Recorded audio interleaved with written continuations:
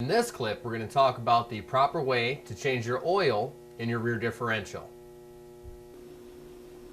In this clip, we're going to talk about fluid capacities, types of differential fluid, and the appropriate way to fill up your axle after your oil change.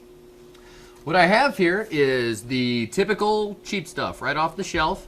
This is SAE 80W90 weight. That is the viscosity weight of it right there. My vehicle calls for a 90 weight. Just due to where I live at in Michigan, I got the 80-90. Depending on your specific axle, the gear oil will vary widely. Most new body style Dodge trucks takes a 75-140. What you're going to want to make sure is that you refer to your owner's manual and see the exact fluid required for your vehicle and the fill capacity. I picked up one of these at the parts store today. This is a filling tube. As you can see, you don't have a lot of room to work on up here, and you fill through the fill plug.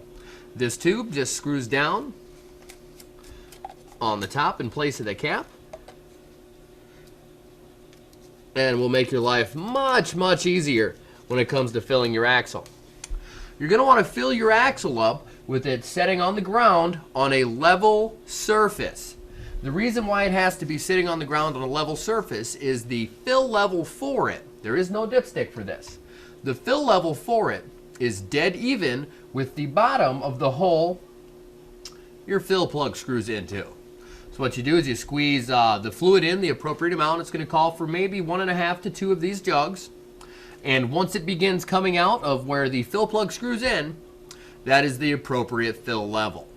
Like I said, refer to your vehicle's owner's manual for the fluid capacity of your rear axle. All right, I'm underneath my rear axle, and I got the cap off my fill tube. I'm going to take and insert that into the fill plug on my axle. There we go. I'm going to squeeze it all the way in and open the valve on my filler tube. These fill tubes have an on-off valve, which makes them great for tight locations like on this Explorer. What I'm going to do once I have the fill tube into the fill hole is open the valve.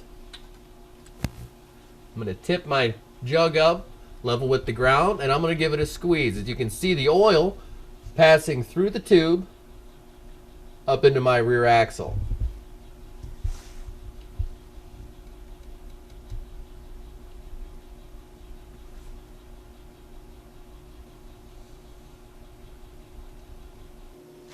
All right, you're going to continue feeding oil into it until you see it just start to come out the bottom of the fill plug. There we go. I'm going to tip my fill tube and jug down and out of the way. I'm going to put the cap on it, make sure we don't spill any, we stay environmentally friendly, and close the valve. Roll out from underneath here. All right. That is the proper way to fill your rear axle after the service.